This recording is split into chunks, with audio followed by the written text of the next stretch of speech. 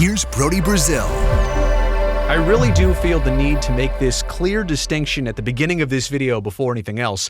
The movie Rudy, right? It's 30 plus years old at this point. It's a feel-good story about college sports. A young man is a walk-on to the Notre Dame football team. Nobody expects him to do anything.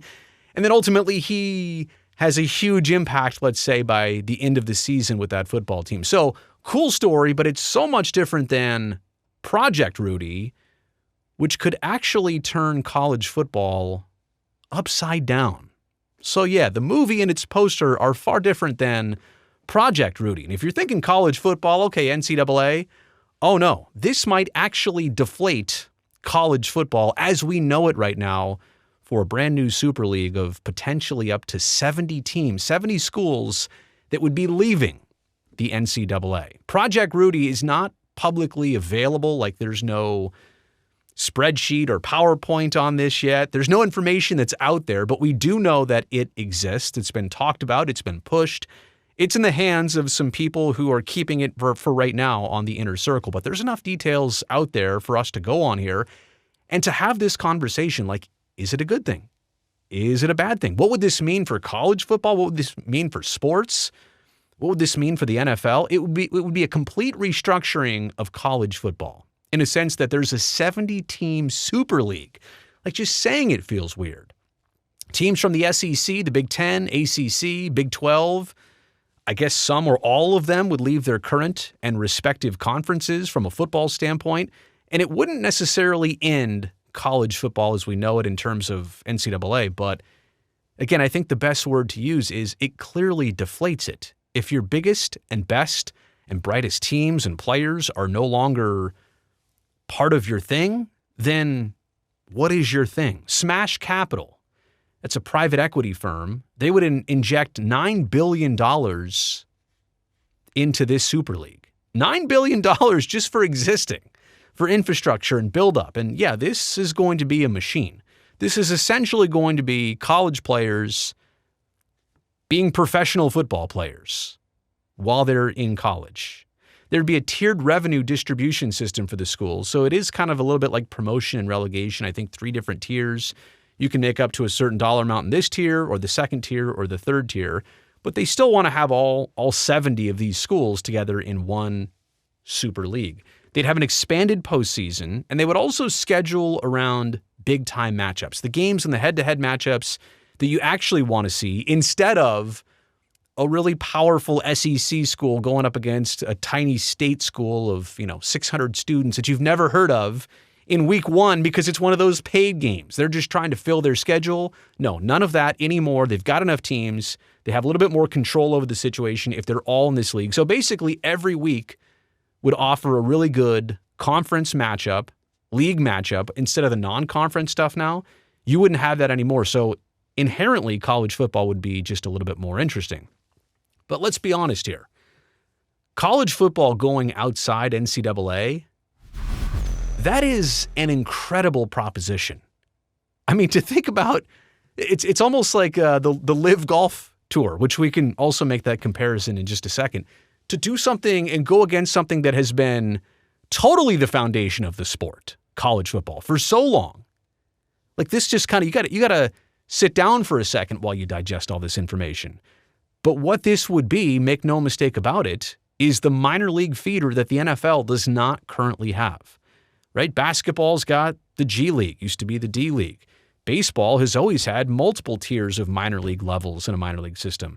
The NHL has the American Hockey League as well as the ECHL. It's got juniors. It's got a bunch of feeder systems. It's more of an intricate system, but professional football, the NFL, I should say, has really only relied on college football to be amateurs, and then you get drafted and instantly you're a professional.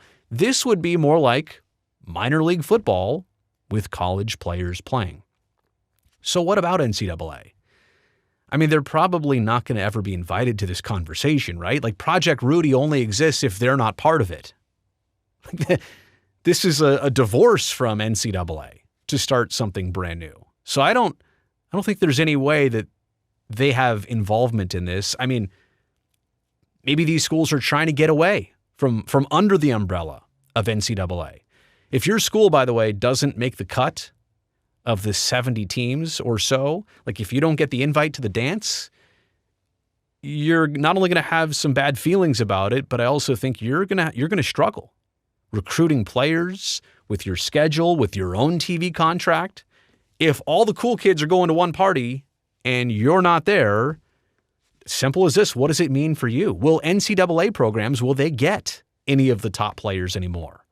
Would NCAA actually retaliate against those schools that left to their school's other sports programs?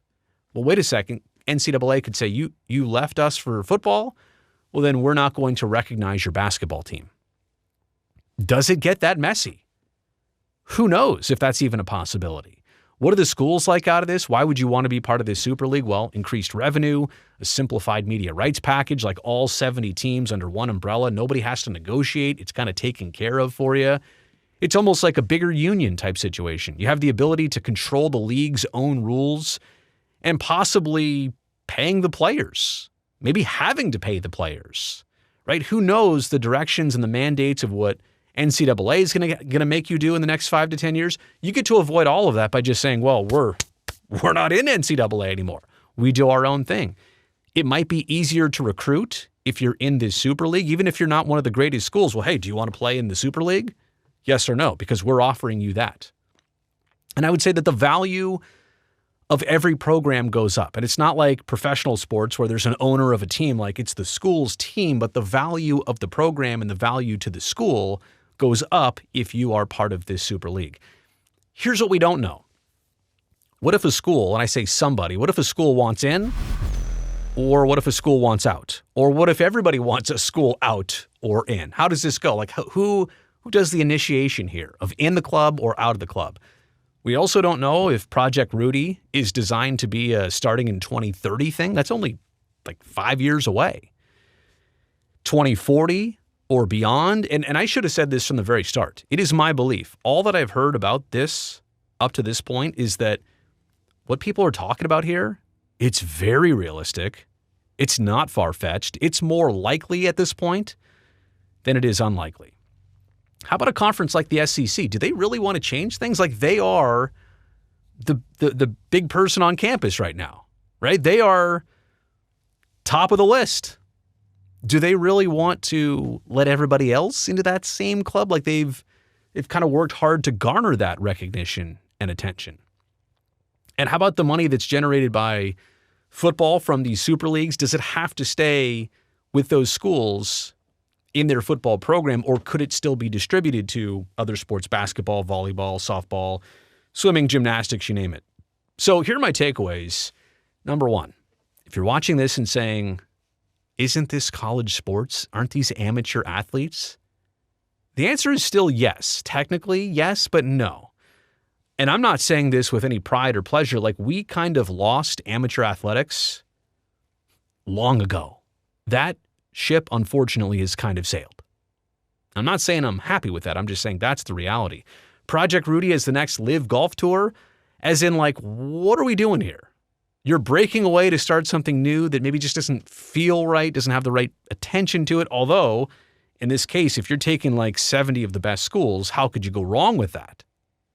It's not like the Live Golf Tour where maybe they don't have a majority of the very best golfers. They've got some great ones, but not all of them. That's kind of what makes this different, but would be similar in that it just kind of has a weird feel to it. It would create a huge gap in college football between the haves and have-nots.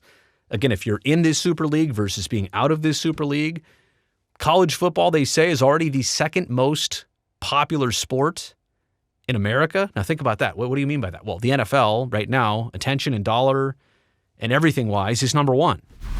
And they say ahead of the NBA, baseball, the NHL, MLS, whatever, college football is number two ahead of all that. So the top two are football. And so maybe this makes sense that college football is not a professional sport and they're just going to make it one. I mean, it makes sense from a business standpoint. I'm not saying from a traditional standpoint. It certainly doesn't feel right for somebody like me who understood college sports as amateur student athletes. It's really not that anymore. I just think the last point to make here is that this is likely to happen. In my opinion, again, from where I've heard it, how many times I've heard it, who I've heard it from. Project Rudy is the name, just so you know, but the idea of a super league, even without this name, I think it's probably going to happen at some point, sooner than later in all of our lifetimes. Let me know what you think about all this in the comment section below. Also, while you're down there, thumbs up on this video. And one last request, go down there and hit that subscribe button right now, even though it's probably over here. I really appreciate that. That way I definitely get to see you back here next time.